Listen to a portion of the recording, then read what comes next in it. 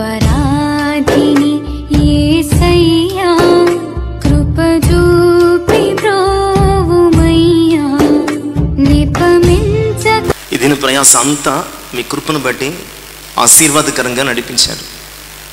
మీ సన్నిధి సహవాసంలో ఈ ఆత్మీయ ప్రయత్నం కూడా మాకు ఆశీర్వాదకరంగా మలచండి. మా జీవితంలో మీరు ఏదైతే తెలియచేయాలనుకుంటున్నారో, దేనినైతే మాకు బోధించాలనుకుంటున్నారో అది మా తలకు ఎక్కించుకునేటట్లు చేయండి. నా మాటలు నిష్ప్రయోజనకరం, మీరు మాట్లాడటం మాకు ఆశీర్వాదకరం. మానవాత్మను మరుగుపరిచి మానవ స్వరము మరుగుపరి మహిమ కలిగిన విశుద్ధాత్మ సహాయం, మనోహరమైన విశ్వారం మాకు దయచేసి సమస్త మహిమ ఘనత ప్రభావం మీరే పొందుమని యేసయ్య నామమున ప్రార్థించి వేడుకొనుచున్నాను తండ్రి, ఆమేన్. దేవునికి మహిమ కలుగును గాక. దేవుని ప్రేమించి ఆయన పరిశుద్ధ సన్నిధిని పరిశుద్ధ ఆరాధనలో చేరివచ్చిన ప్రియ విశ్వాసులందరికీ మన ప్రభువును ప్రియరక్షకుడైన యేసుక్రీస్తు వారి పరిశుద్ధ నామంలో శుభాలు తెలియజేస్తున్నాను.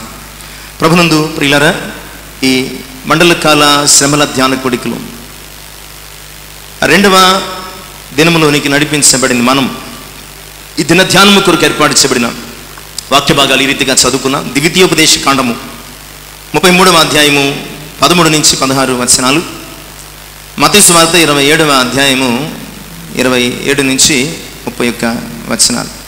ఇందాక కృపావరం గారు చదివింది కరెక్ట్గానే చదివారు, కానీ ఎవరు పొరపడి విని తొందర పెట్టారు. అందును బట్టి వారికి ఎలాంటి ఇబ్బంది పడొద్దని తెలియజేస్తున్నాను. ఈ సమయంలో ఏమండి మైక్ వినిపించలేదండి, కనుక మైక్ వారికి చెప్తున్నాను. ఆరాధన ప్రారంభమయ్యేసరికి అన్నీ మీరు అప్డేట్లో ఉంచుకోండి. నిన్న కూడా బ్యాక్ వినిపించలేదని ఒక చిన్న, అంటే వెనక బాక్సులు పనిచేయలేదని చిన్న సూచన వచ్చింది. కనుక ప్రారంభం అయ్యే ముందే ఒక 2 వెనక నుండి బాక్సులు అన్నీ కూడా అప్డేట్గా ఉండేటట్టు చెక్ చేసుకోవాల్సిందిగా మిమ్మల్ని కోరుతున్నాను. ఈనాటి వాక్య భాగాలు విన్నాం. అంశము తల. ఈ మాటలు ఎందుకో షార్ట్కట్గా అంత వినడానికి అందంగా అనిపించవు. శిరస్సు అంటే బాగుంటుందేమో, కానీ శిరస్సు అంటే అర్థం తెలిసిన తరంలో మనం లేము. అదేదో సరస్సు అనుకునే తరంలో మనం ఉన్నాం. కనుక అందుకనే మనకు అర్థమయ్యేటట్లు మన దైనందిన పరిభాషలో మనకు బోధపడేటట్టుగా మనము తల అని పెట్టుకున్నాం. తల అని సింపుల్గా అనేస్తే ఎలా ఉందంటే తలా తోకాలేనట్టుగా ఉంది. తల అని సింపుల్గా మనము ఈ యొక్క పదం వదిలేసామనుకోండి, తలా తోకాలేనట్టుగా ఉంది. తలా తోక లేకుండా మాట్లాడుతున్నా వీటిరా అని అంటాం చాలామంది, అవునండి. తలా తోక లేకుండా మాట్లాడుతున్నాం ఏమిటి అంటాం, అంటే అర్థం పర్థం లేకుండా మాట్లాడుతున్నాం. ఒక శరీరానికి తల యొక్క ప్రాధాన్యత, ఒక కుటుంబానికి తల యొక్క ప్రాధాన్యత, ఒక వ్యవస్థకు తల యొక్క ప్రాధాన్యత చాలా ప్రధానమైనది. ఎందుకంటే ఒక శరీరాన్ని కంట్రోల్ చేయడానికి ప్రధాన భూమిక దేనిది అంటే తలదే. తల సరిగా పనిచేయకపోయింది అనుకోండి, బుర్రలేనోడు ఎటుబడితాడు చేస్తున్నాడు అంటాం. అలాగే ఇంటికి తల యజమాని, హెడ్ ఆఫ్ ద హౌస్ అంటాం. ఒక డిపార్ట్మెంట్కి హెడ్ ఆఫ్ ద డిపార్ట్మెంట్ అంటాం. అంటే ప్రతిదానికి, ప్రతి వ్యవస్థకు, ఒక బాడీకి, అది ఫిజికల్లీ ఇలాంటి బాడీ అయినా, లేదు అంటే ఒక వ్యవస్థకు సంబంధించినటువంటి బాడీ అయినా, దానికి ఒక తల అనేది ఖచ్చితంగా ఉండి తీరాలి. తల లేకపోతే శరీరము నిష్ప్రయోజనం. అలాగే డిపార్ట్మెంట్లో హెడ్ లేకపోతే ఆ డిపార్ట్మెంట్ వ్యవస్థ కంట్రోల్ తప్పుతుంది. ఇంట్లో హెడ్ లేకపోతే ఎవడికి నచ్చినట్లు వాడు బతికేస్తాడు. కనుక మనిషికి తల అనేది చాలా ప్రధానము అయినది. అలాగే క్రైస్తవ విశ్వాసికి మరింత ప్రశస్తమైనది తల. మనం చదువుకున్నటువంటి 2 భాగాలలో 2వ భాగం మత్తయి సువార్త 27వ అధ్యాయం 29వ వచనం. ముండ్ల కిరీటము అల్లి ఆయన తలకు పెట్టిరి. ముండ్ల కిరీటము అల్లి ఆయన తలకు పెట్టింది. తల గురించి ధ్యానం చేసుకుంటున్నటువంటి అంశములు మన తలగా అంటే శిరస్సుగా ఉన్నటువంటి ప్రభు యొక్క ఆ ముళ్ళ కిరీటపు ముఖ చిత్రాన్ని ఒకసారి ఆలోచన చేసుకుందాం. నిన్నటి దినమున ఆయన శిరస్సు అనగా తల గురించి మనం జ్ఞాపకం చేసుకుంటూ ఆయన తల ఎలాంటిది అనుకున్నాం, పేజీలు తిరిగే ఇక్కడ బుర్రలో కొంత అయినా ఉండాలి. ఆయన తల ఎలాంటిది అనుకున్నామండి? ఆయన తల దేనిని పోలినది అనుకున్నాం? అపరంజిని పోలి ఉన్నది. నిన్నటి దినమున ఆయన మనోహరమైన సౌందర్యమైన ఆ సుందర రూపాన్ని గురించి మాట్లాడుతూ ఆయన తల అపరంజిని పోలి ఉన్నది. ఇక్కడికి వచ్చేసరికి ఈ మత్తయి సువార్త 27వ అధ్యాయం 29వ వచనంలో ఆ అపరంజి వంటి ఆ శిరస్సు మీద ముండ్ల కిరీటం పెట్టబడింది. ముండ్ల కిరీటము పెట్టబడిన తల. మనము ఎప్పుడైనా చెట్ల మధ్య నుంచి వెళితే చిన్న కొమ్మ తలకి గుచ్చుకోవడం కూడా కాదు, గీసుకుంటే చాలా పెయిన్ వస్తుందండి. ఎందుకంటే శరీరములో అత్యంత తక్కువ చర్మము మాంసం ఉండే స్థలం ఏది? స్కల్ మీదే ఒక లేయర్గా ఉన్నట్టుగా ఉంటుంది. ఏది తగిలినా వెంటనే అక్కడ చీరుకుపోయి రక్తము విపరీతంగా కారే అవకాశం ఉంది. చిన్నది గుచ్చుకుంటే, చిన్న దెబ్బ తగిలితే, తల మీద ఏదైనా తగిలింది, శరీరంలో ఎక్కడ తగిలినా పర్లేదు, తల మీద చిన్న దెబ్బ తగిలింది అనుకోండి ప్రియులారా, కాసేపటి వరకు దిమ్మెక్కిపోతుంది. అసలు ఏమీ తోచదు, ఏమీ అర్థం కాదు, ఏమీ అసలు మనకి మైండ్ ఏదోలా ఉంటుంది. అలాంటిది నేను చెప్పుకున్నాం, ఫోర్ హెడ్ మీద ఎన్ని గాయాలండి? ఫోర్ హెడ్ మీద ఎన్ని గాయాలు ఉన్నాయి? 13 గాయాలు ఉన్నాయి. వెనకాల మళ్ళీ 13, వెనకాల 20 గాయాలు ఉన్నాయి. మొత్తం ఆయన తల మీద 33 గాయాలు ఉన్నాయి. ఒక వ్యక్తికి, ఒక మానవ శరీరానికి ఇది సాధ్యమైన పనేనా? ఎంత బరువైన కిరీటమైన పూర్వం పౌరాణిక పాత్రలు వేసినప్పుడు 10 కేజీలు, 15 కేజీలు, 20 కేజీల కిరీటాలు మోసేవారటండి. 100 కేజీల కిరీటం పెట్టిన మోయడం ఈజీనే. ఒక 100 గ్రాములు ముళ్ళ కిరీటం మోయడం చాలా కష్టం, చాలా కష్టం. ఎందుకంటే అవి శరీరాన్ని చీల్చుకుంటూ మెదడులోకి దిగిపోతున్నప్పుడు ఆ బాధ వర్ణనాతీతం. ఎందుకంటే బాధ యొక్క సంకేతాన్ని తెలియజేసేదేంటి? బాధ యొక్క సంకేతాన్ని, సెన్స్ని తెలియజేసేదేంటి? ఇదే. దానికే సమస్య వస్తే ఇక దేనికి చెప్పుకుంటుంది చెప్పండి? శరీరంలో ఎక్కడ ఇబ్బంది కలిగినా, ఆ శరీరంలో ఇబ్బంది ఉంది, నొప్పి కలుగుతుందని మెదడు సంకేతాలు ఇస్తే, అసలు మెదడుకే, ఆ తలకే గాయం కలిగితే, ఇబ్బంది కలిగితే దేనికి చెప్పుకుంటుంది చెప్పండి? అలాంటి ముండ్ల కిరీటము ప్రభుకు పెట్టి సరిగా సెట్ అయిందో లేదో, లోపలికి ముళ్ళు దిగాయలేదో, ఒకసారి రెళ్ళుతో కుట్టారటండి. ఆ రెళ్ళుతో కుట్టినప్పుడు కసుక్కుమని ఆ ముళ్ళు తల లోపలికి దిగిపోతే ఆ బాధ మన ఊహకు కూడా అందనిది. ఎందుకంటే 33 గాయాలు చేసిన ముండ్ల కిరీటము ఆయనను ఎంత ఇబ్బంది పెట్టిందో, ఆయన ఎంత దానిని భరించారు అర్థం కాదు. నిజానికి ప్రకటనలో ఆ ఆకాశము నుంచి తెల్లని గుర్రమికి దిగి వస్తున్నటువంటి ఆయన యొక్క వర్ణన మనం చూస్తే 19వ అధ్యాయం 12వ వచనం, 19వ అధ్యాయం 12వ వచనం, ఆయన నేత్రములు అగ్ని జ్వాల వంటివి, ఆయన శిరస్సు మీద అనేక కిరీటం, 1 2 కాదటండి, ఆయనకు పెట్టబడినటువంటి ముండ్ల కిరీటం మీద అనేక ముళ్ళు ఉన్నట్టుగానే తిరిగి యూదుల రాజుగా, యూదా గోత్రపు సింహముగా రానైనటువంటి యేసుక్రీస్తు మీద అనేక కిరీటాలు. ఎన్ని ముళ్ళ బాధను భరించాడో అంతకు మించినటువంటి కిరీటాలు రాజులకు రాజుగా ఆయనను చూస్తున్నాం. మార్కు సువార్తలో కూడా 14:3వ వచనంలో ఒక స్త్రీ తీసుకొచ్చి ఆయన తల మీద అతరు పోసింది. ఇలాంటి అపురూపమైన, అందమైన, గొప్ప తల, నిజమే కదా. ఆయన తన ఆ మెదడుతో ఏం చేశారో తెలుసా? ఒకవేళ ఒక మనిషిగా ఇక్కడ తల గురించి మాట్లాడుకుంటున్నాం, తలలో ముళ్ళు దిగాయని మాట్లాడు, నిజముగా ఆయన తనకున్నటువంటి ఆ మెదడుతో, ఆ తలతో ఏం చేశారో తెలుసా? ఏం చేశారో తెలుసా? ఆకాశ మహాకాశములను సృష్టించాడు. ఎందుకంటే ప్రభువుని గురించి రాయబడుతూ ఆయన లేకుండగా ఏదియూ కలగలేదు. ఆయన లేకుండగా ఏమన్నాడండి? ఈ సృష్టిలో ఏది కూడా కలగలేదట. అంటే ఈ సృష్టి అంతటిలో ఆయన ఆ తల, మెదడు, దాని ఆలోచన ఎంత పని చేసి ఉంటుంది. ఎంత అద్భుతమైనటువంటి సృష్టి, ఎంత అందమైన సృష్టి, మన నిర్మాణము, మన పోలిక. అలాంటి తలలో ప్రియులారా ముండ్ల కిరీటము అల్లబడి గుచ్చబడి విపరీతమైనటువంటి వేదన కలిగి. ఎందుకు అసలు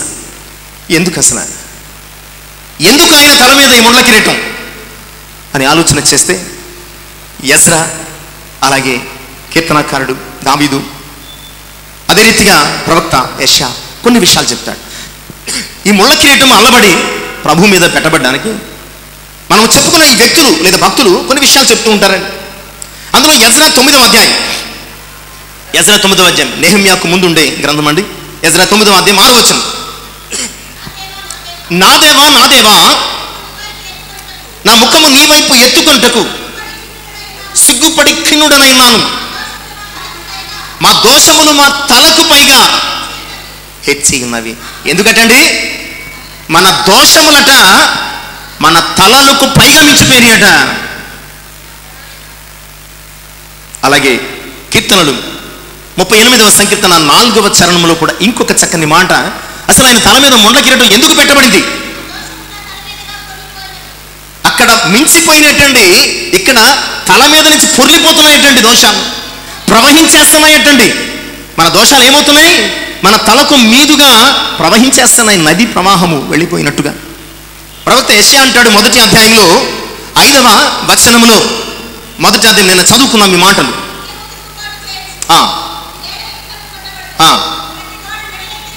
ప్రతి వాడును నడినెత్తిని వ్యాధి కలిగి ఉన్నాడు. ఇది న్యూరో ప్రాబ్లం కాదు, ఇది పాపపు సమస్య. ప్రతి ఒక్కడు నడినెత్తిన వ్యాధి కలిగి ఉన్నాడంటే న్యూరాలజిస్ట్కు చూపించుకోమని కాదు. ఈ వ్యాధి ఏ న్యూరాలజిస్ట్ స్వస్థపరచలేని, ట్రీట్ చేయలేనిది. ఎందుకంటే ఇది పాపపు వ్యాధి, ఇది శాపపు వ్యాధి, ఇది దోషపు వ్యాధి. దోషముల చేత, పాపముల చేత, శాపముల చేత మన తల నిండిపోయినప్పుడు ఈ లోక అధిపతి అయినటువంటి అపవాది ముందు మనము తల దించుకుని బతుకుతున్న సమయంలో మన తలకు వెలగా ఆయన తల మీద ముళ్ళకిరీటం పెట్టుకున్నాడు. మన తలకు వెలగా ఆయన తల మీద ముళ్ళకిరీటం పెట్టుకున్నాడు. ఈరోజు మనము తల ఎత్తుకుని తిరగడానికి ఆయన ప్రేమ కారణమైంది. ప్రియులరా, మనం అంటూ ఉంటాం, బాగా అప్పులు చేస్తున్నాండి, ఏమంటామండి? తలకు మించి అప్పులు చేసేసాడండి. ఏమట? తలకు మించి అప్పులు చేసేసాడట. తండ్రి వస్తాడు. అప్పుడు తండ్రి ఏమంటాడు? నా కొడుకు తలకు మించి అప్పులు చేశాడు, కంగారు పడద్దు, నేను తీర్చేస్తాను అంటూ ఒక మాట ఉపయోగిస్తాడు.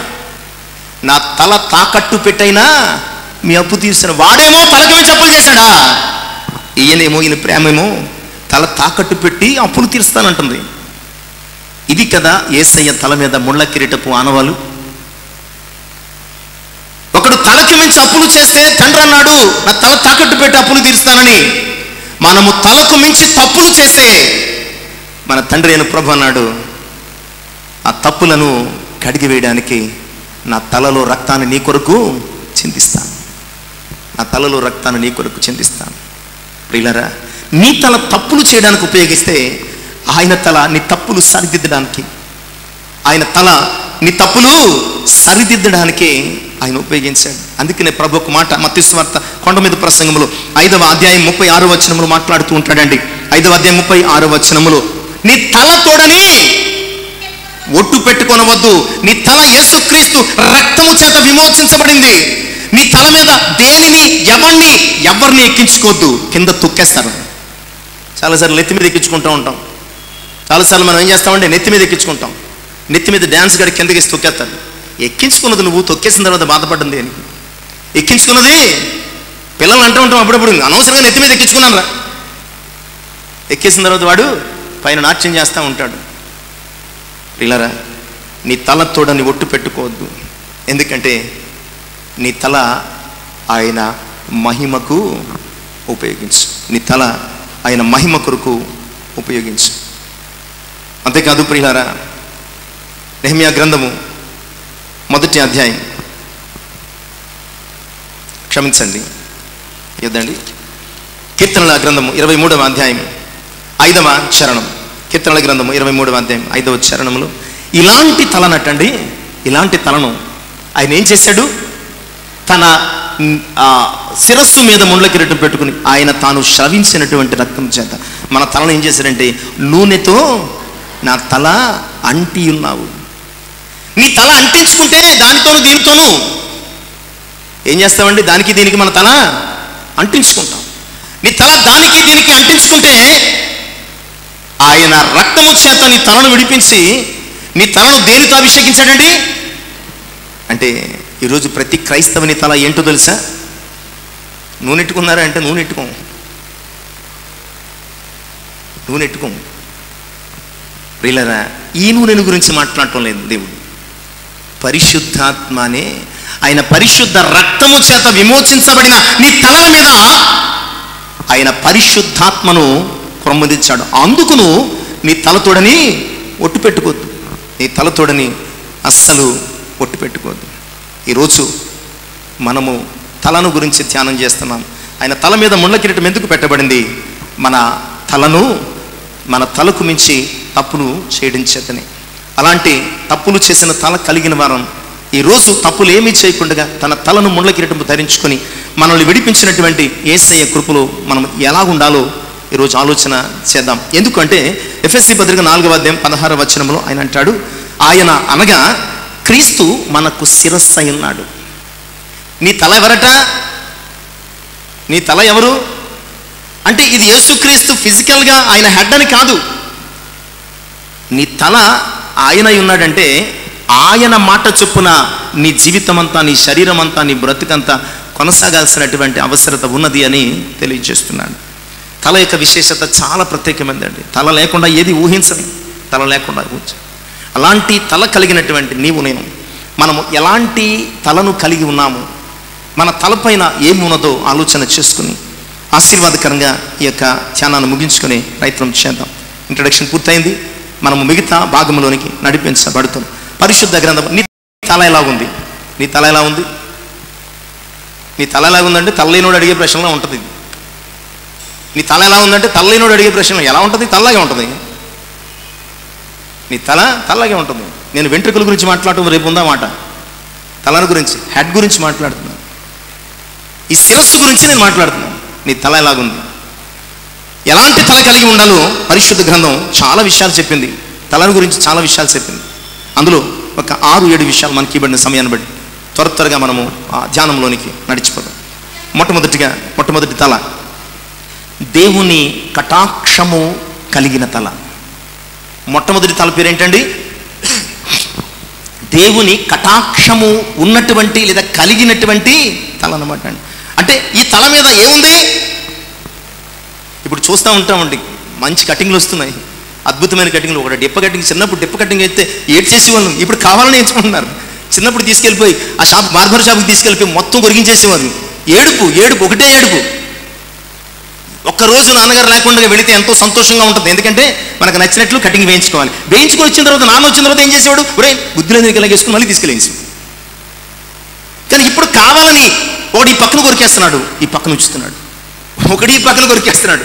కొన్ని కొరికేసిన తర్వాత ఏం చేస్తాడంటే ఏదో జంతువు గీసేసినట్లు యువతలు 4 గీతలు, యువతలు 4 గీతలు. కండలోకి దిగిపోతే బాగుండు, ఇక శాశ్వతంగా ఉండిపోను. దాని అర్థం ఏంటంటే నువ్వు అస్తమాటు కొరిగించుకోవాల్సిన అవసరం, కండలోకి దిగిపోతే శాశ్వతంగా ఉంటాయి. ఇంకా అందులో వెంట్రుకలు మొదలు కదా. ఒకడు వెనకాల కొడేస్తాడు, ఒకడు ఎదురు కొడేస్తాడు. బార్బర్ షాప్కి వెళ్తే 100 రకాల స్టైల్స్ ఉంటాయి, 100 రకాల కటింగ్ స్టైల్స్ ఉంటాయి. నీ హెడ్ మీద ఎలాంటి కటింగ్ షేప్ ఉందని నేను అడగటం లేదు. నువ్వు ఎలాంటి కటింగ్ వేయించుకున్నావు, ఆ కటింగ్, ఈ కటింగ్, రకరకాల పేర్లు ఉన్నాయి కటింగ్లకి. ఏ కటింగ్ వేయించుకున్నావని నేను అడగటం లేదు. దేవుడు నీకు ఇచ్చినటువంటి తల అందంగా వేయించుకో, అంతే తప్ప అదేదో అలా వేయించుకుంటే ఏదో లాంటి వికారం కడుపులోకి వస్తుంది. కానీ ఇక్కడ అలాంటి తల కాదు ఇది. ఇప్పుడు మనం చూడబోతున్నటువంటి తల బార్బర్ షాప్లో పేర్లు పెడతాడు కదా, ఫంక్ కటింగ్ అని. ఆ ఒకటి రెండు వచ్చి మిగతా మీకు తెలుస్తాయి, కుర్రలు అంటే బాగా తెలుస్తాయి. ఆ కటింగ్లు, రకరకాల కటింగ్లు. ఎన్నాళ్ళు ఇప్పుడు పూర్వం హిప్పీ కటింగ్ అని ఒకటి అనేది, అలాంటి ఒకటి రెండు ఉండేవి తప్ప ఇప్పుడు 100 కటింగ్లు ఉన్నాయి. నేను అలాంటి తలల గురించి మాట్లాడటం లేదు. నేను మాట్లాడుతున్నది మొట్టమొదటి విషయం, దేవుని కటాక్షము నిండిన తల, దేవుని కటాక్షము ఉండిన తల, దేవుని కటాక్షము చేత అభిషేకించబడిన తల. ఎవరి తల అండి ఇది? ఎవరి తల ఇది? ఎవరి తల? అక్కడ నేను ఇచ్చిన రిఫరెన్సు ఇందాక చదివాం. ఆ మాటలు మనం నిజంగా చదువుతున్నప్పుడు మన మైండ్లోకి ఉంటే వెంటనే దృష్టిలోకి వచ్చిన మనం చదువుకున్నటువంటి మొదటి భాగం ద్వితీయోపదేశకాండము 33వ అధ్యాయం 16వ వచనంలో మోషే చనిపోయే ముందు ఇశ్రాయేలు గోత్రముల గురించి పలుకుతున్నటువంటి ఆశీర్వచనములు, పలుకులు. ఆ పలుకులలో చాలా మంది గురించి మాట్లాడుతూ ఈ 16వ వచనానికి వచ్చేసరికి యోసేపును గురించి మాట్లాడుతున్నాడు. ఎవరు? మోషే మాట్లాడుతున్నాడు. చదవండి ఇప్పుడు ఆ మాట.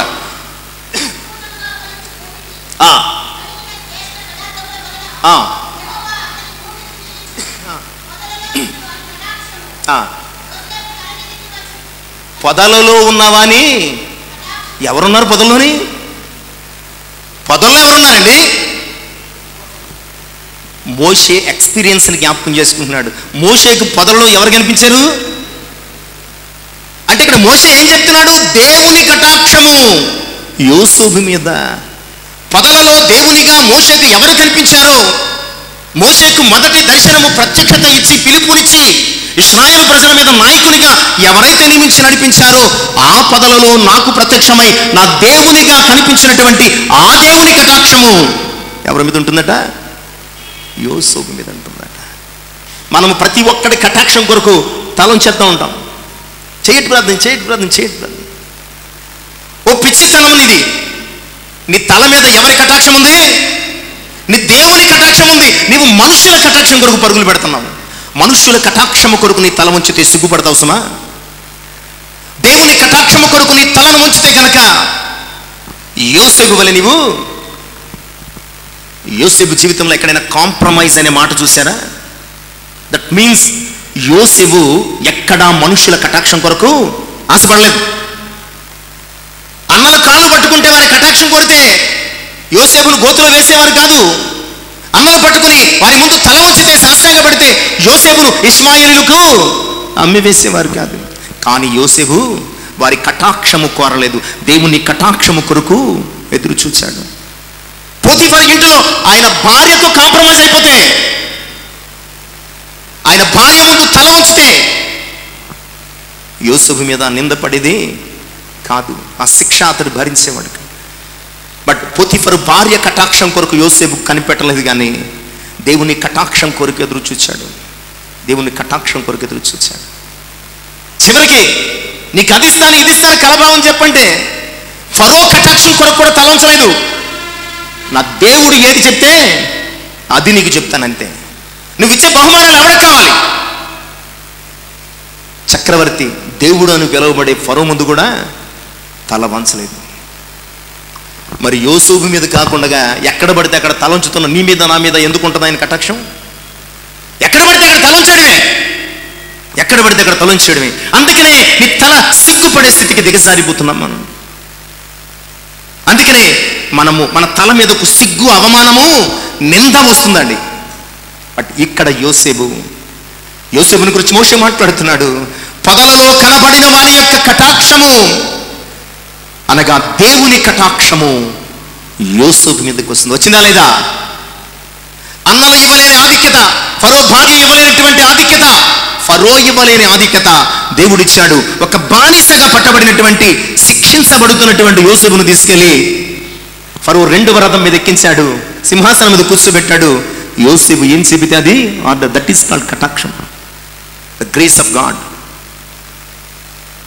ఈరోజు నీ తల మీద నువ్వేం పెట్టుకున్నావు?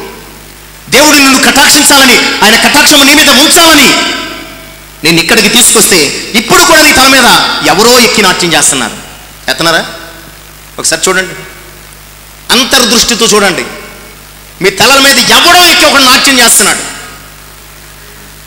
ఎవరో ఎక్కి నాట్యం చేస్తున్నారు. అందుకనే తలలు ఇక్కడున్నాయి కానీ తలంపులు ఎక్కడో ఉన్నాయి. మరి ఎలాగొస్తుంది నీ తల మీదకు దేవుని కటాక్షం? నేను చేయి పెడితే రాదు, నీ దేవుడు చేయి పెడితే నీ తల మీదకి కటాక్షం వస్తుంది. మనుషుల కటాక్షము కనికరము లేనిది, మారిపోతుంది. దేవుని కటాక్షము శాశ్వతమైనది, అది నీ జీవితంలో స్థిరంగా ఉంటుంది. యోసేపు చనిపోయే వరకు, ఎవరండి? యోసేపు చనిపోయే వరకు ప్రైమ్ మినిస్టరే. యోసేపు చనిపోయే వరకు లైఫ్ టైం ప్రైమ్ మినిస్టర్ అండి. ఐగుప్తు దేశానికి లైఫ్ టైం ప్రైమ్ మినిస్టర్. అది దేవుని కటాక్షం.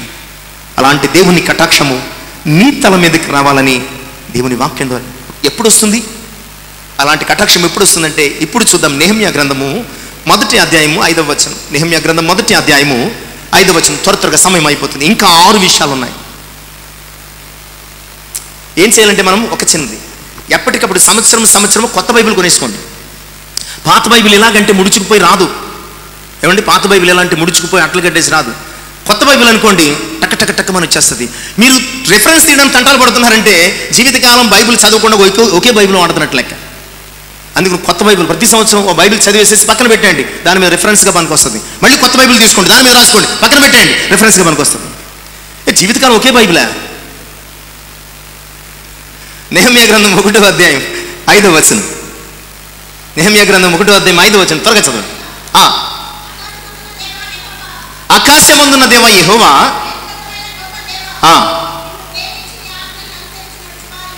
నిన్ను ప్రేమించి నీ ఆజ్ఞలను అనుసరించు నడుచు వారిని ఎవరిని కటాక్షిస్తాడండి?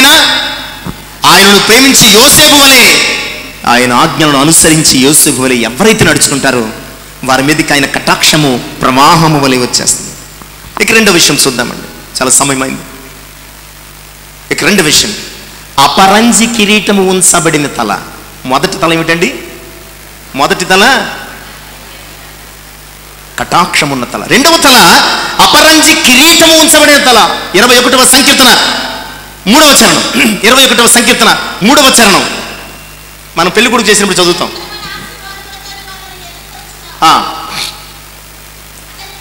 అతని తల మీద అపరంజి కిరీటము నీవు ఉంచి ఉన్నావు. ఎవరి తల మీద? రాజు తల మీద. ఈ రాజు ఎవరు? దావీదును గురించి రాయబడి, దావీదు రాసుకుంటున్నాడు.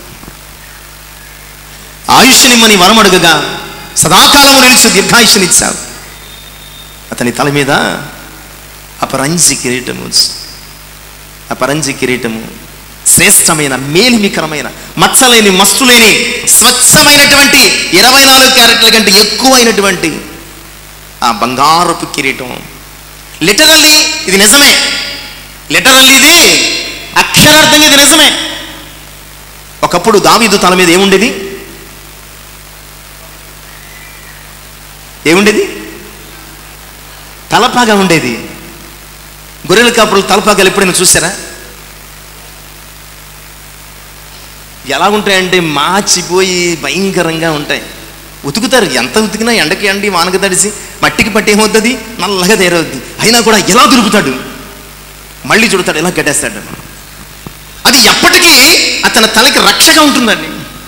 ఒకప్పుడు దావీదు ఇలాంటి ఒక తలపాగా పెట్టుకుని గొర్రెలను మండు టెండలు మేపుకునేవాడు. అలాంటి దావీదును తీసుకొచ్చి దేవుడు ఏం చేశాడు? తలపాక, మాసిపోయినటువంటి తలపాగా ఉన్నటువంటి అతని తల మీద శ్రేష్టమైనటువంటి బంగారముతో చేయబడినటువంటి కిరీటం ఉంచి 12 గోత్రముల సమైక ఇశ్రాయేలు సామ్రాజ్యానికి 40 సంవత్సరములు చక్రవర్తిగా నిలిపాడు. తలపాక ఉన్నటువంటి వాని తల మీదకి ఏమొచ్చింది? అపరంజి కిరీటం వచ్చింది. How is it possible? ఎలా సాధ్యం ఇది? ఎలా సాధ్యం ప్రియులారా? ఎలా సాధ్యం అంటే ఈ పైన ఆశీర్వాదాలన్నిటికీ 7వ చరణంలో ఒక చక్కటి కంక్లూజన్ ఇస్తాడు. ఇంకా వచనాలు ఉన్నాయి కానీ ఎందుకో దావీదు 7వ చరణంలోనే ఒక చక్కటి కంక్లూజన్ ఇస్తాడు. ఎలా సాధ్యం ఇది? ఒక తలపాక, ఒక గొడ్డముక తలకు చుట్టుకున్నటువంటి ఈ గొర్రెల కాపరి అయినటువంటి దావీదు తల మీదకి బంగారపు కిరీటం ఎలా వచ్చింది అంటే రీజన్ చెప్తాడు. ఎలా అనగా రాజు దేవునిని నమ్మే వారి తల మీదకి ఏమొస్తాయి? కిరీటాలు వస్తాయి. మనుషులను నమ్మేవారి తల గొరిగించబడుతుందండి. గుండు కొట్టేసాడండి అంటాం. ఐపీ పెట్టి వెళ్ళిపోయిన చూసి ఎంత నమ్మేనండి, గుండు కొట్టేసి తిరుక్షోభం చేసి వెళ్ళిపోయాడు అంటావా లేదా? మనుషులను నమ్మితే నీకు తిరుక్షోభమే, గుండు కొట్టేసిపోతాడు. దేవుణ్ణి నమ్మితే నీకు అపరంజి కిరీటం. దేవుణ్ణి నమ్మినవాడు ఎప్పటికీ సిగ్గుపడ్డట్టండి.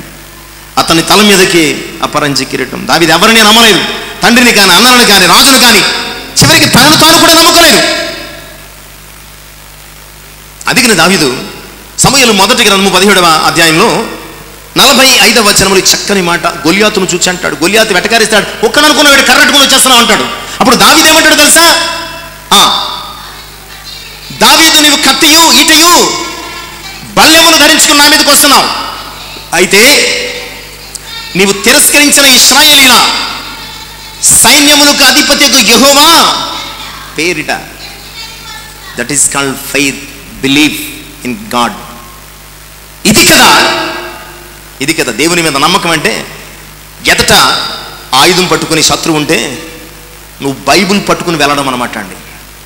దేవుని మీద నమ్మకం ఎలా ఉండాలంటే, ఎదుట ఆయుధం పట్టుకుని నీ శత్రువు ఉంటే దేవుణ్ణి నమ్మిన నీవు బైబుల్ పట్టుకుని వెళ్ళాలా. ఆడు ఆయుధం పట్టుకున్నాడు కదా, నేను ఆయుధం పట్టుకుంటానంటే అది ఆయుధం మీద నమ్మకం అవుతుంది కానీ దేవుని మీద నమ్మకము కానేరదు.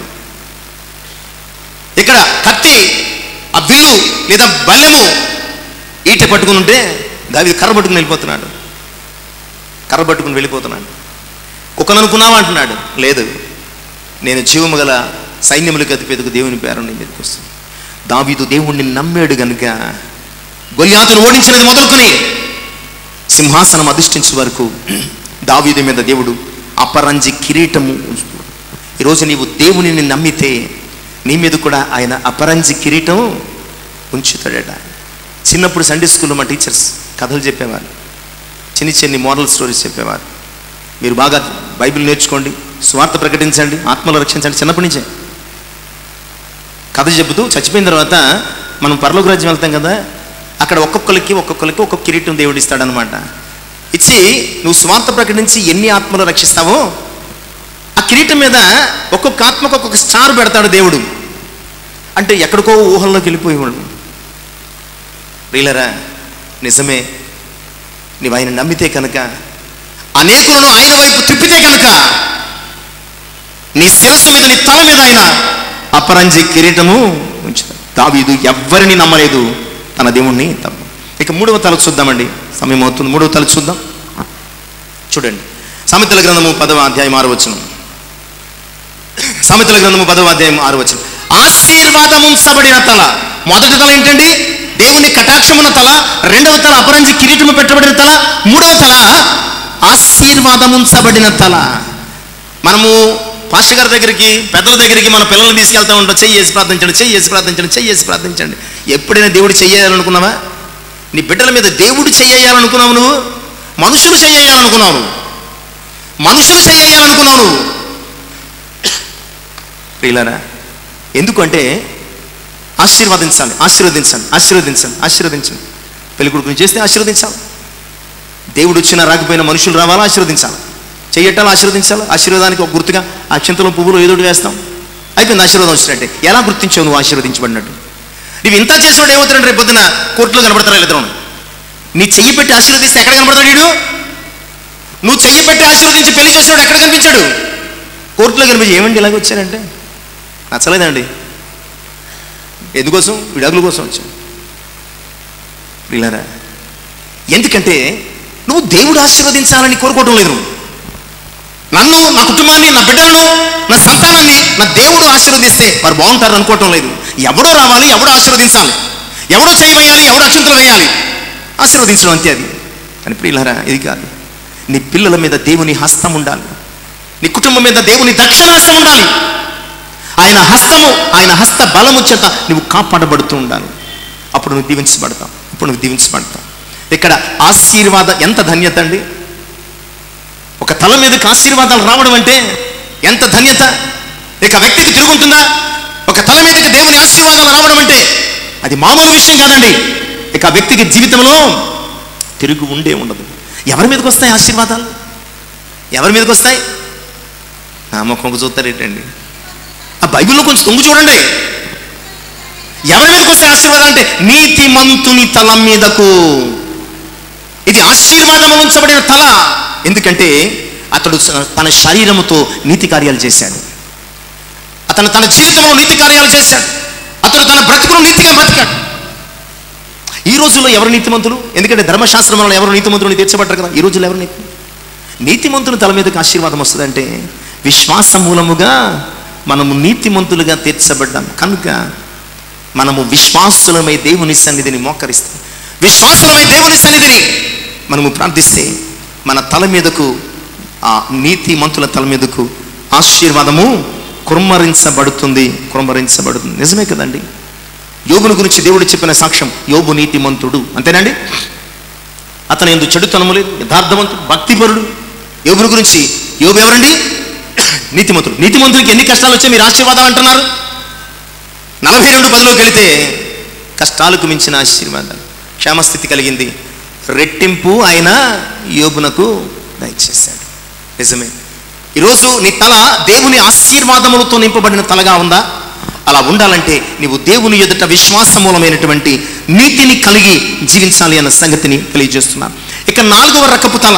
ఆ టైం వారికి చూడకుండా తప్పు, కొంచెం మార్చండి రేపు నుంచి. ఇప్పుడు కేవలం 8:05 అయింది, అది 8:10 దాటేసింది. కొంచెం రేపు మార్చండి. తొందరగా వదిలేస్తారండి. సూర్యబాబు పెట్టాడు, మరి తొందరగా వదిలేస్తాడు. సూర్యబాబు ప్రసిద్ధ పెట్టి ఉంటాడు. నేను వదలను, అలాంటిది ఏం కుదరదు. ఇక 4వ తల నిత్యానందముండిన తల.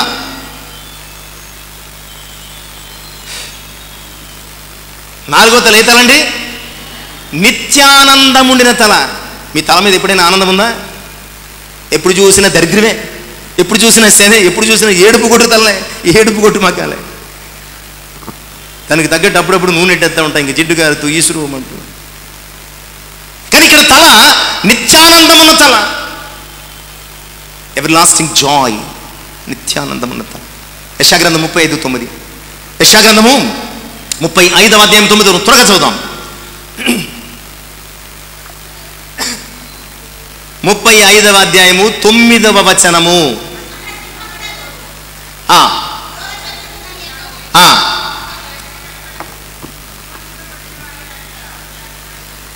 వారి తలల మీద నిత్యానందం ఉంటుంది. ఎవరి తల మీద?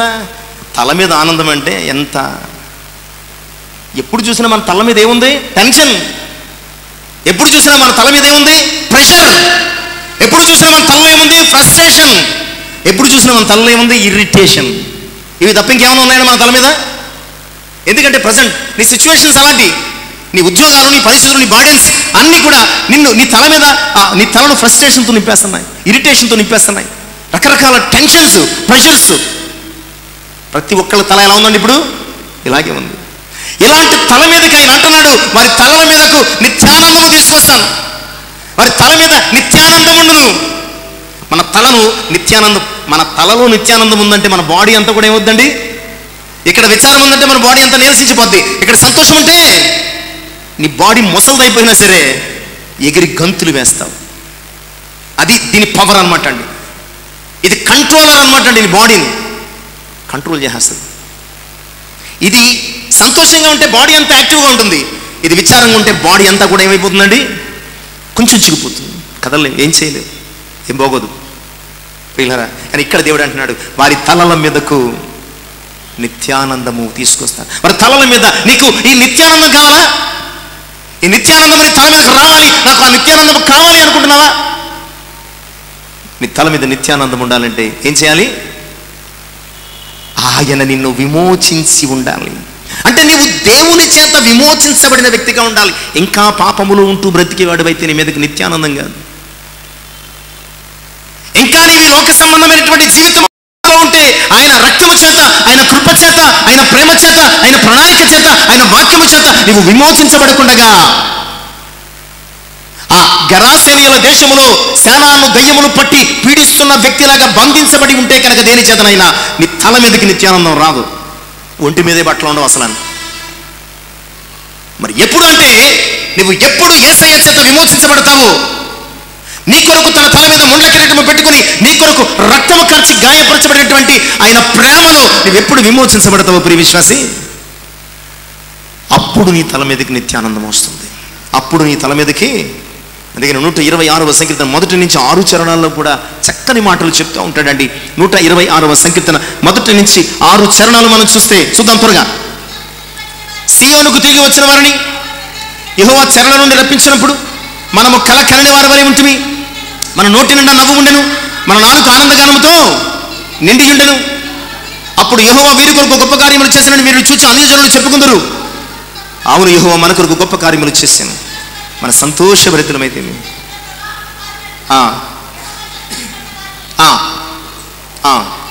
కన్నీళ్లు విడిచుచు విత్తువారు సంతోషగానముతో పంట కోసెదరు. పిడికెడు విత్తనములు విత్తుతూ ఏడ్చుచూ పోవు విత్తువాడు సంతోషగానముతో పనులు మోసుకొని వచ్చు.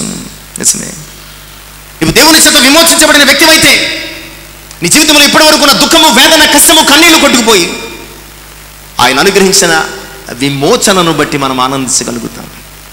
కనుక నీ తల మీద నిత్యానందం ఉండాలంటే ప్రియులారా, నీవు ఆయన చేత విమోచించబడిన వ్యక్తిగా ఉండాలి. ఇక 5వ తల గురించి చూద్దామండి. 5వ తల గురించి చూద్దాం. ఎఫెసీ 6:17 రక్షణ శిరస్త్రాణముంచబడిన తల.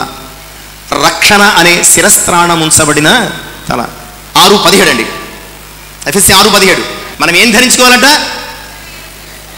అక్కడ సర్వాంగ కవచం గురించి మాట్లాడుతున్నాడు. మీరు ఏం ధరించుకోవాలంటే అనేక విషయాలు చెబుతూ మీరు రక్షణయను శిరస్త్రాణము ధరించుకోవాలి అని చెప్పాడు. అపవాది బాణముల నుంచి, అపవాది పన్నాగముల నుంచి, అపవాది యుక్తుల నుంచి, ఎందుకంటే మనం పోరాడున్నది మామూలు వ్యక్తులతో కాదు, దురాత్మల సమూహములతో, ఆకాశ మండలం అందున్నటువంటి ఆ అధిపతులతో పోరాడుతున్నాం. వాడు అక్కడ నుంచి నేరుగా నీ తలకు గురి పెడతాడా లేదా? ఆ చెట్టు మీద నుంచి సర్పం ఏం చేసింది? చెట్టు చాటు నుంచి అవ్వమ్మ తలకు గురిపెట్టింది. ఇది నిజమా అనే బాణాన్ని తలలో వేసేసింది. ఇంకా అక్కడి నుంచి తొలిసేసిందండి. ఏది ఏది ఏది ఏది ఇప్పుడు కూడా అపవాది నీ తలనే గురిపెడుతున్నాడు, నీ తలనే గురిపెడుతున్నాడు, తలనే గురిపెడుతున్నాడు. కనుక దేవుడు ఏం చేశాడంటే నీ తల అపవాది వాడి గల బాణములకు గురి కాకుండా నీ తలకు ఏం పెట్టాడండి? రక్షణ అనే శిరస్త్రాణము. ఆయన రక్షణను ఎక్కడ పెట్టాడు? నీ తల మీద పెట్టాడు. నీ తల తీసుకెళ్ళి, అనగా రక్షణ తీసుకెళ్ళి లోకానికి నువ్వు తాకట్టు పెడుతున్నావు. నీ తల మీద ఆయన రక్తము చిందించి విమోచించిన గొప్ప రక్షణను నీ తల మీద పెడితే నీ తల తీసుకెళ్ళి ఆడికి ఈడికి తాకట్టు పెడుతున్నావు. అందుకని అన్నాడు, ఇంత గొప్ప రక్షణను నీవు నిర్లక్ష్యం చేస్తే ఎలాగో తప్పించుకుంటావు? ఎలా తప్పించుకుంటావు? బంగారము తాకట్టు పెట్టినట్టు రక్షణను తాకట్టు పెట్టేస్తున్నటువంటి క్రైస్తవులు ఎందరో ఈ రోజుల్లో. అలాంటప్పుడు నీ మీద శిరస్త్రాణము, అనగా దీని ఏమంటారు? హెల్మెట్. హెల్మెట్ ఎలా ఉంటుంది? హెల్మెట్ లేని ప్రయాణము ప్రమాదకరము. ఇంకో మాట అంటాడు, హెల్మెట్ లేని ప్రయాణము ప్రమాదకరము, ప్రాణాంతకము. నీ ప్రాణాలు నువ్వే తీసుకున్నట్టు. కనుక నీ తల మీదకు రక్షణ అనే శిరస్త్రాణము రావాలి అంటే కనుక తెస్సలోనికెళ్ళి రాసినటువంటి మొదటి పత్రిక 5:8-9 మనము పగటి వారమైనాం కనుక మత్తులమై ఉండక విశ్వాస ప్రేమలను కవచం. చాలండి. ఇది మన తల మీదకి రావాలంటే మనం ఎలా ఉండాలండి? పగటి వారమై ఉండాలి. దట్ మీన్స్ వెలుగు సంబంధుల వలె ఉండాలన్నమాట. వెలుగు అంటే ప్రభువు సంబంధుల వలె ఉండాలి. ప్రభువు సంబంధులకు రక్షణ సమీపంగా ఉంది. ఇంకా 85వ సంకీర్తన 9వ చరణంలో అంటాడండి, ఎవరికి రక్షణ అనే శిరస్త్రాణం అంటే దేవునికి భయపడు వారికి రక్షణ సమీపంగా. ఎవరు దేవునికి భయపడతారో వారికి రక్షణ. ఇక 6వ విషయాన్ని చూద్దాం. ముసుగు వేయబడిన తల. ముసుగు వేయబడి టపట వేసేయండి, నాకు తెలుసు.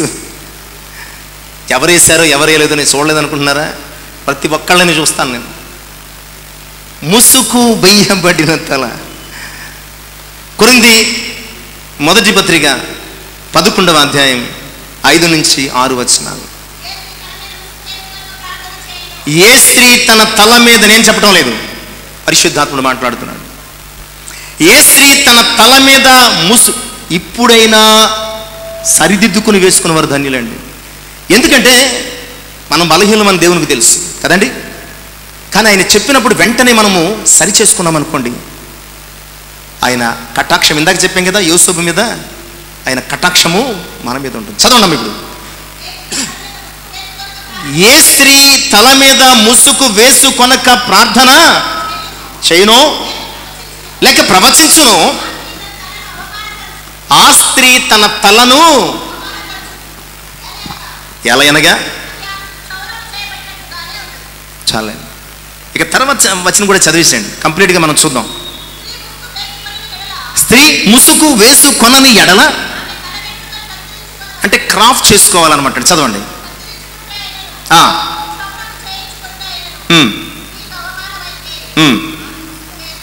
ఒకవేళ కటింగ్ చేసుకోవడం పురుషుల్లాగా మీరు అవమానకరమని భావిస్తే కనుక ఏం చేయాలట? ముసుగు అటు ఇటు తిప్పి మళ్ళీ ఎక్కడికి వచ్చాడైనా? అటు ఇటు తిప్పి ఎక్కడికి వచ్చాడండి? ముసుగు ముసుగు ముసుగు ఇయ్యాలే. మళ్ళీ ఆదివారం ఏ ముసుగు ఉండదు. ముసుగు జారితే పరలోకానికి వెలుపల ఉండాల్సి వస్తుంది. పరలోకానికి వెలుపల ఉండాల్సి వస్తుంది. ఖచ్చితంగా క్లియర్గా స్పష్టంగా మాట్లాడుతున్నాడు. ఏమన్నాడండి? స్త్రీ ఏం చేయాలి? ముసుగు వేసుకోవాలి, లేకపోతే అవమానపరచు. దేనిని అవమానపరిచినట్టు? తన తలను. చూద్దాం 11:3 చూద్దామండి. ప్రతి పురుషునికి శిరస్సు క్రీస్తనియు, స్త్రీకి శిరస్సు పురుషుడనియు. ఇందాక మనం ఏం చదువుకున్నాం? తన తలను అవమానపరుస్తుంది. ఇక్కడ స్త్రీ తల ఎవరటండి? నువ్వు ముసుగెయ్యకపోతే నీ భర్తను అవమానించినట్టు. నువ్వు ముసుగెయ్యకపోతే నీ భర్తను అవమానించినట్టు. పురుషునికి ప్రభువు శిరస్సట, స్త్రీకి పురుషుడు భర్త శిరస్సట. ఎన్నిసార్లు అవమానించారు పాస్టర్ గారు? మీరెన్నిసార్లు అవమానించారు? చివరికి పురుషుని భర్తల బ్రతుకు అవమానం పాలైపోయింది ముసుగేయకుండా. ఇంకో విషయం తెలుసా అండి? ఎస్పెషల్లీ పరిశుద్ధ వాక్యము, సంఘము చెబుతున్న విషయం ఏంటంటే, పెళ్లి కాని స్త్రీల విషయంలో ప్రక్కన పెడితే, పెళ్లి అయిన స్త్రీ, వివాహమైన స్త్రీ అంటే ఎవరు? అంతే కదా. స్త్రీ కాకమునుపు కన్య అంటారు. కన్య అని చెప్పటం లేదు ఇక్కడ. ఎవరంటున్నారు? స్త్రీ. నువ్వు ముసుగు వేసుకున్నట్టు నీ భర్తకు గౌరవం. నువ్వు ముసుగు వేసుకున్నట్ట ఒక లేదా కటింగ్ చేసే. ఇప్పుడు చాలామంది ఆఫ్ హెయిర్ ఏదో చేసుకుంటున్నారు, అలాగనే చేసుకో. ముసుగు ఖచ్చితంగా వేసుకుని తీరాలి. ఈ మాట మీరితే మీరు దేవుని అవమానపరిచినట్లు అన్న సంగతిని జ్ఞాపకం చేస్తుంది. అలా ముసుగంటే ఈ మధ్యన ఫ్యాషన్స్ వచ్చేసినాయి. ఈ మధ్యనే వచ్చినాయండి ఫ్యాషన్స్ వచ్చినాయి. ముసుగంటే ఏం చేస్తున్నారు? ఎంత గుడ్డముఖ తీసుకొస్తున్నారు. అందంగా ఉండి ఇంత గుడ్డముఖ తీసుకొచ్చి నెత్తికి కట్టుకుంటున్నారు. దాన్ని ముసుగంటారా? ఎవరన్నా చెప్పండి. ఫ్రాంక్గా మాట్లాడుకుందాం. దాన్ని ముసుగంటారా? ముసుగంటే సారీ టు సే, ఈ తెల్లగుడ్డు కట్టుకుంటే నాకు ఎలా కనిపిస్తుంది తెలుసా? మీకు అర్థమైందా? ఈ తెల్లగుడ్డు కట్టుకుంటే మీకు ఎలా కనిపిస్తుంది? చచ్చిపోయిన తర్వాత బాడీకి ఈ నోరు తెరుచుకుని ఉండిపోకుండా ఏం కడతారు? ఎక్కడి నుంచి ఇక్కడ కడతారు ఇలాగా. అంటే అది అలా పట్టి ఉంచడానికి కడతారనమాట. అలా కనబడతారు నా తెల్లగుడ్లు కట్టుకుంటే. తెల్లగుడ్లు కట్టుకుంటే ఎలా ఉంటుందండి? వారు ముసుగేసుకునేవారు. వాళ్ళకి చీరలు ఉండే కాదు కదా అని ప్రశ్నించవచ్చు. వారికి పై వస్త్రం అనేది ఒకటి ఉండేదండి. యూదులకు ఏముండేది? పై వస్త్రము. పై వస్త్రం అంటే తుండుగుడ్లా కాదు, ఇలా మొత్తం బాడీ అంతా వారు ఆ అంగి లేదంటే ఆ ఫ్రాక్, లాంగ్ ఫ్రాక్ వేసుకున్న తర్వాత బాడీ అంతా హాఫ్ కట్ ఓణి వేసుకుంటారు కదండి, అంత పెద్దగా, అంతకంటే పెద్దగా ఉంటుంది పై వస్త్రం. అది వేసుకుని దానిని తీసి ఇలా కప్పారు. ఆ జూయిష్ విమెన్ యొక్క ఇమేజెస్ చూడండి, మీకు అర్థమవుతుంది. ఇంత తెల్లగుడు ఖర్చు ముక్క కట్టుకోవడం కాదు ముసుగంటే. ముసుగేసుకోమంటే చివరికి అందులో కూడా ఫ్యాషన్ కనిపెట్టారండి. ఇది మన క్రైస్తవులు. ముసుగేసుకోమంటే అందులో కూడా ఫ్యాషన్ కనిపెట్టి ఫ్యాషన్ ముసుగులు వేసుకుంటున్నారు. బతుకు ప్యాషన్ ఆఫ్ క్రైస్ట్ అయిపోద్ది. బ్రతుకేమైపోద్దండి? ప్యాషన్ ఆఫ్ క్రైస్ట్ అయిపోద్ది, అంటే శ్రమల పాలు అయిపోద్ది అనమాట. స్త్రీ ఖచ్చితంగా ముసుగు వేసి తీరాలి. అది దేవునికి మహిమ, భర్తకు గౌరవము. లేదంటే దేవుని నిబంధనలు భర్తని నీవు అవమాన పరిచినట్లు, మీరినట్లు అన్న సంగతిని మా మీద కాన్సన్ట్రేషన్ చేశాడని మాత్రం అనుకో. నేను చాలా కాలంగా చెప్తున్నాను. చెప్పిన రోజు వేశారు, తర్వాత రోజు మరిచారు. ఇక్కడ ఏం చెప్తున్నాడు? నువ్వు ప్రార్థన చేస్తే కనుక ఏమేయాలి? ముసుకేయాలి. నువ్వు ప్రవచనం, ఇప్పుడు ప్రవచనాలు లేవనుకోండి, కనీసం ప్రసంగం చేస్తే కనుక ఏమేయాలి? మీకు ఉండటం లేదా సంపెలు పెట్టేసుకోండి. తలలో ఉన్న సంపెలు 2 తీసి ఈ పక్కన ఒకటి ఈ పక్కన ఒకటి దూపేయండి. లేదంటే ప్రోపర్గా వేసుకోండి.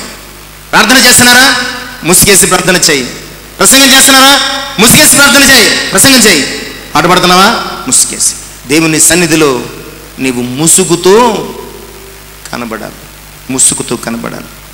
ఇక్కడ ముసుగు వెయ్యబడిన తల అంటే దేవునిని ఘనపరిచేవారు చేసే పని అన్నమాట దేవుని. ఇక చివరి తలకి వద్దామండి. లోపట కన్నులు కలిగిన తల. అర్థమైందా అండి? లోపట కన్నులు కలిగిన తల అండి. సామెత ప్రసంగి గ్రంథము 2వ అధ్యాయము 14వ వచనం. ప్రసంగి గ్రంథము 2వ అధ్యాయము 14వ వచనం. జ్ఞానికి కన్నులు తలలోనున్నవి. జ్ఞానికి కన్నులు ఎక్కడున్నాయటండి? మీ కన్నులు ఎక్కడున్నాయి? మీ కళ్ళు ఎక్కడున్నాయి? మీ కళ్ళు ఎక్కడున్నాయండి? ఎవరు అన్నారు తలపైన ఉన్నాయని? తలపైన కన్నులు ఉంటే ఏమంటారు? తలపైన కన్నులు ఉంటే ఏమంటారు చెప్పండి? కళ్ళు నెత్తికెక్కిని అంటారు. పొగరు, అతిశయము. ఇక్కడ అది కాదు. సాధారణంగా మనిషి కన్నులు ఈ ముఖములో, ఈ ముందు భాగంలో, ఫోర్ హెడ్ కింద ఉంటాయి. ఇది సాధారణమైన వ్యక్తి యొక్క కన్నులు. బట్ జ్ఞాని కన్నులు ఎక్కడ ఉంటాయండి? అంటే అతడు కన్నులతో డెసిషన్స్ తీసుకోవడం. మనం ఏం చేస్తామంటే కంటితో చూసాం, డెసిషన్ అలాగే చెప్పేస్తాం, ఇంతే ఇంతే ఇంతే చెప్పేస్తాం. బట్ జ్ఞాని అలా చెప్పడట. ఈ కళ్ళుతో చూసిన దానితో డెసిషన్స్ చెప్పడు, జడ్జిమెంట్ ఇవ్వడు. జ్ఞాని దేనితో? అంతర్నేత్రముతో, లోపలున్న కన్నులతో అతడు మాట్లాడడం అతడు చూడడం మొదలు పెడతాడు. అతడు డెసిషన్స్ తీసుకుంటాడు, అతడు నిర్ణయాలు తీసుకుంటాడు. అందుకని అతను ఏమన్నారు? జ్ఞాని అన్నారు. ఈరోజు నీ కళ్ళు తల లోపల ఉన్నాయా, తల ముందు ఉన్నాయా, తల పైన ఉన్నాయా? ఎక్కడున్నాయి? ఈరోజు నీ కన్నులు లోపల ఉండాలంటే, నీ మైండ్లో ఎవరు ఉండాలి? ఏముండాలి? నీ మైండ్లో జ్ఞానము ఉండాలి. అంటే దాని అర్థం క్రీస్తు దేవుని జ్ఞానమై ఉన్నాడని అర్థం. అంటే నీ మైండ్లో ఎవరు ఉండాలా? ప్రభువు ఉంటే నీవు హృదయముతో, అంతరంగముతో, మైండ్తో చూస్తావు. మైండ్తో చూస్తే నీ డెసిషన్ అనేది ఎప్పుడు రాంగ్ కాదు. అందుకే ఈరోజు మన తలలో ఏముండాలి? కన్నులు ఉండే తలలుగా ఉండాలి. ఎన్ని చెప్పామండి మొత్తం? ఇప్పుడు చెప్పండి, మీ తల ఉందో లేదో చెప్తాను ఇప్పుడు నేను. మొదటి తల దేవుని కటాక్షమున్న తల, 2వ తల అపరంజి కిరీటమున్న తల, 3వ తల ఆశీర్వాదం ఉంచబడిన తల, 4వ తల నిత్యానందం ఉండిన తల, 5వ తల రక్షణను శిరస్త్రానం ఉండిన తల, 6వ తల ముసుగు వేయబడిన తల, 7వ తల లోపట కన్నులు కలిగిన తల. నీవు ఎలాంటి తల కలిగి ఉన్నావు? ఇంకా ప్రభువుకు ముళ్ళ కిరీటము పెట్టే స్థితిలోని నీ తలకు మించి తప్పులు దొరుకుతున్నాయా?